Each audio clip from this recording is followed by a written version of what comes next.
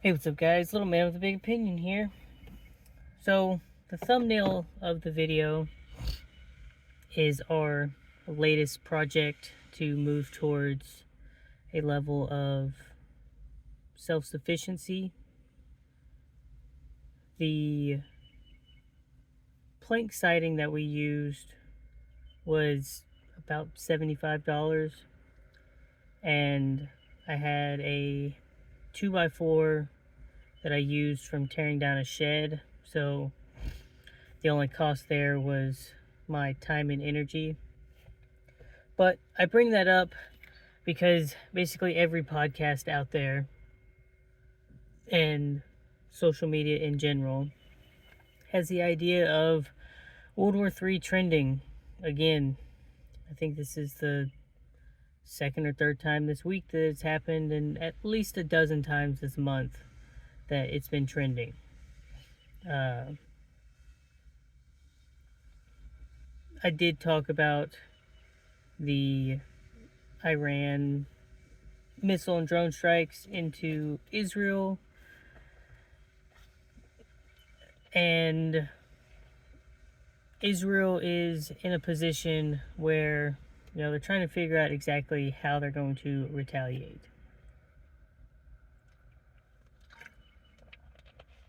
Meanwhile, it seems like things are getting worse and worse here at home. A National Guard member shot an illegal immigrant.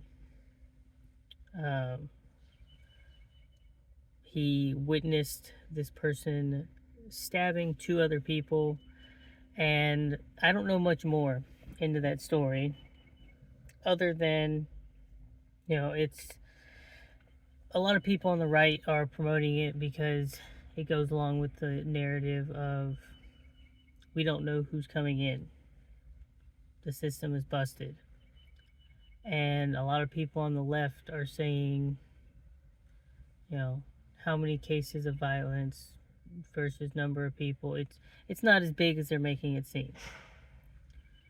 The analogy I would use is if you had a bag of Skittles and 99 of the Skittles, if you ate them, they'd give you $1,000. But one Skittle in that tire bag, if you ate it, you would die instantly. Are you taking those chances?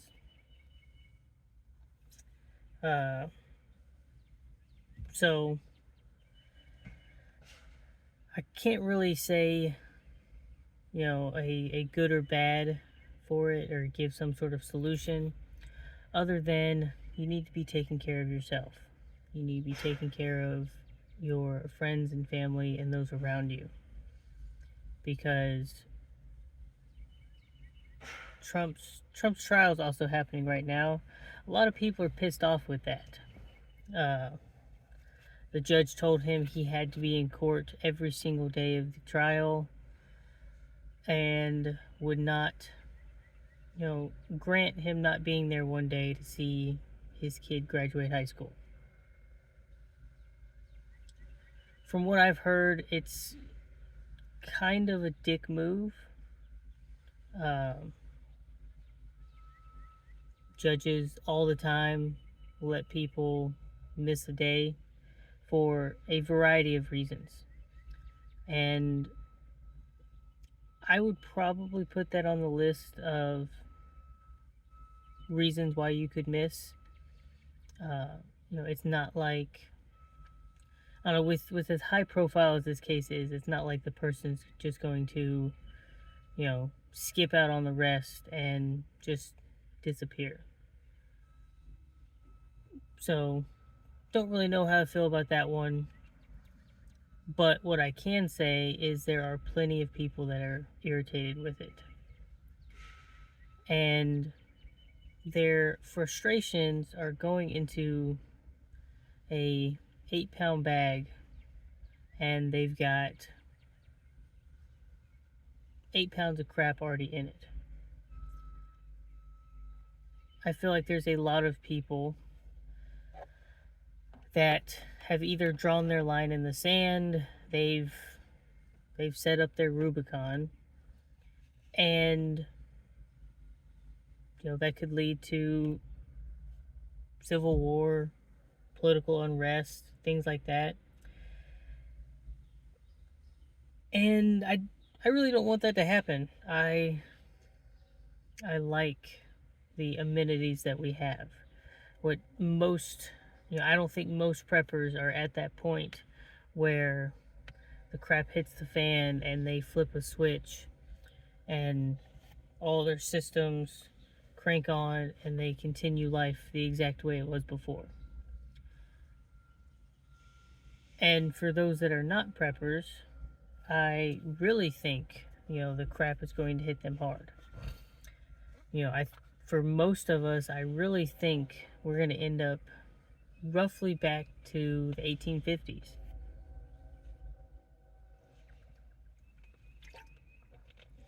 If you're living out in the middle of nowhere, you're probably not going to have power, running water, things like that. And it's going to make things difficult for a lot of people.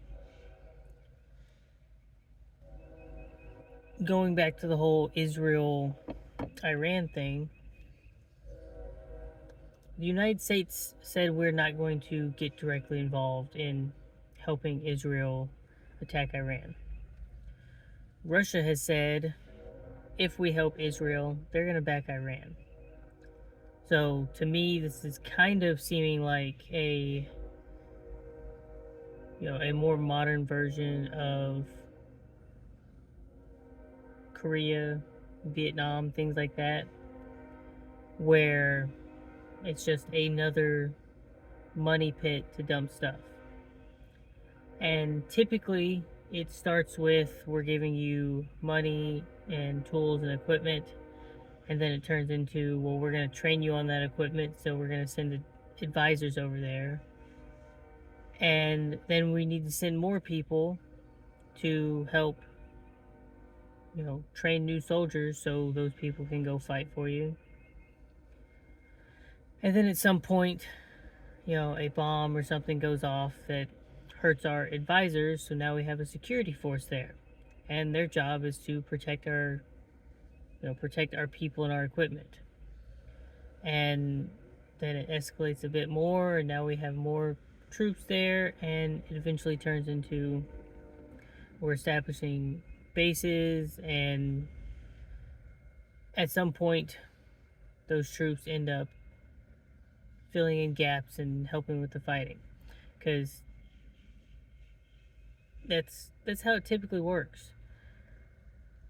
In our modern time, I don't know how quickly that will happen. I don't know, how much opposition there will be. But people really think that this next election is going to be the last one that is peaceful and normal and things like that. So I've seen a ton of prepping videos basically saying, November is when it's going to happen. November is when you need to have as much prepared as you can have prepared. So I say, we'll see on that. I think your best bet is to set up a budget, figure out all of your needs, and if you have leftover, it might be time to start making a few sacrifices, cut out this or that. That way you can use those funds to put something away. Even if you live in an apartment, let's say you're in a 700 square foot apartment, dedicating the bottom of a closet or a section underneath your bed. All of these things can go a long way to ensuring some level of survival. I feel very grateful for the amount of food that I've put away, and I can show empathy for people in Gaza. They're talking about starvation and famine. I read a couple of articles talking about what supplies are getting through and what supplies aren't, and different people saying, even though stuff is getting through, Hamas is either taking it for itself or reselling it to the people. So it's kind of not aid. Uh, some stuff is being blocked as, they're saying this would support the enemy that we're engaging.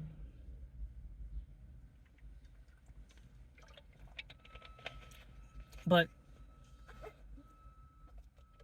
for that whole situation, I don't imagine, well, a lot of the people are displaced, but having some sort of stockpile allows you that safety net to figure things out. We've got our garden stuff planted. We've got potatoes going. Doing a lot more preparing at home. We've been making a ton of bread, like an insane amount of bread. Banana bread, regular bread, putting different fruits and things into bread. And one of the first things that I did when we got, I don't know how old this bread machine is, but it's probably at least 20 years old, if not more. One of the first bits of information that I jotted down was how much electricity is it using with my current battery bank and solar panel. Are we able to at least make a loaf a week? And the short answer was no. The battery system I have would only get it 2/3 of the way through its baking process. So new goals are set to make it to where I can do that. And that's setting up a new level of self-sufficiency. The pear tree is still about 2 or 3 years away from producing any sort of fruit. Thankfully, our dehydrator, which we can put our fruits and vegetables and different meats in, the battery system can support that. We haven't tried it yet, but these are things that everyone could, like this bread maker that we got. We spent like $10 on it at a thrift store. That $10 purchase, along with a wheat grinder, and now we're starting to put back wheat. We've looked at growing some wheat, and we'll see how that goes. Probably not this year, but between the wheat berries, the mill, and the bread machine, we now have a pretty nice stockpile of a nice carb, a nice filler. I would say everyone should go out and get a bread maker, learn how to make bread. First loaf was not the greatest. We definitely had it turned up a little too high. But using the time now to figure out how this thing works is better than wasting supplies when it comes to, crap has hit the fan and we're trying to figure these things out. Like, it would really suck to figure these things out and go, we don't have enough electricity to make this work. So we put all of this money into a somewhat sustainable food source, and now we can't use that sustainable food source at all because our system can't support it. I say it a lot because I think it is a relatively easy thing to do that just takes up your time. But, we're halfway through April, so May, June, July, August, September, October, kind of 6 months. What type of physical shape can you get into in the next 6 months? A friend of mine started a weight loss journey in January. He was a bit overweight and had a health scare. And in the last 3 months, he's dropped 35 pounds. Says he feels a lot better. He sleeps better. He's not quite as sore from doing coaching stuff. In general, everything's going up for him. He also talks about feeling stronger and being able to do things that he hasn't done in a while. And he's actually saving money because he's not eating out as much as he was before. But none of this cost him any money to do. Most of it is body weight exercises in general.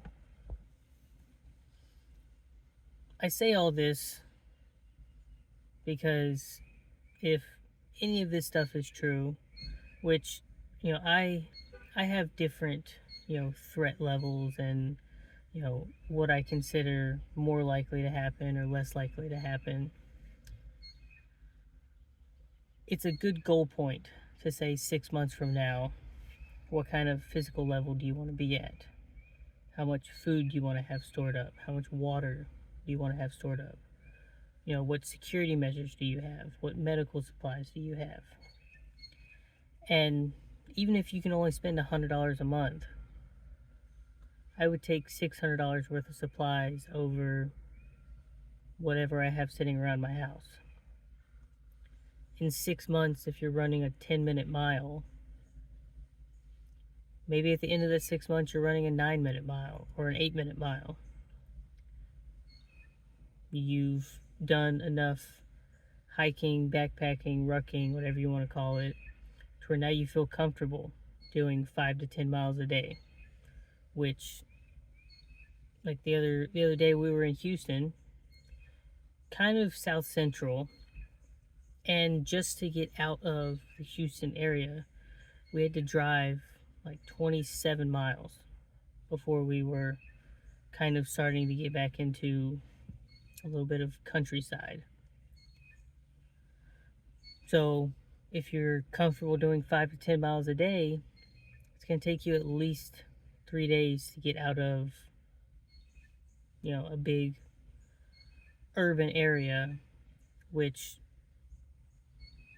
most of those places probably won't last 48 hours into a last supply truck coming in or anything like that. And it could turn into, a very scary situation.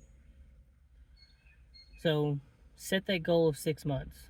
Let's say, 2 days after the election, something bad's going to happen. This is all hypothetical. What level of preparedness would you like to have 6 months from now? If that $100 isn't enough, readjust your budget. Figure out what you can do. I remember being in college and I was going to our college food bank because its only requirement was if you're a college student, you can use it. And the first year I really liked to use it because my meal plan only covered 14 meals in the week, so I'd get some grocery stuff from there so I could prepare other meals at home. But it quickly got to the point where I can go every week, and some stuff is used weekly, some stuff is used monthly, and some stuff just started to stack up on its own. You could get a 5-pound bag of rice or beans every week, and I could not consume that in a 1-week period.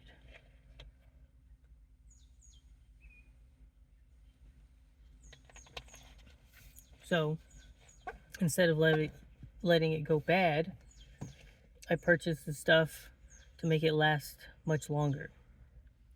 And some of that rice from at this point 7, 8 years ago is still in, my prepping stock. And I like to think of going to that food bank as creating a safety net for me. I've used it in the past when, you know, bills are higher or emergencies happen, where I can go to that food supply. Because it's not just, a zombie apocalypse or a civil war that these prepping supplies can help you out. It can also just be an everyday, someone gets laid off work, your electric bill's $80 higher than it was the month before. So you have $80 less to spend on food. This stuff can help you out with general everyday problems as well. But I think I've talked to y'all long enough. If you got questions, leave them in the comment section down below. Other comments are appreciated as well. Subscribe to the channel, it helps us out. Friends and family that you think would benefit from these videos, share the channel with them. Spread the word. Let's keep growing. And as we grow, we can put more energy into these things. But with that, catch you in the next one.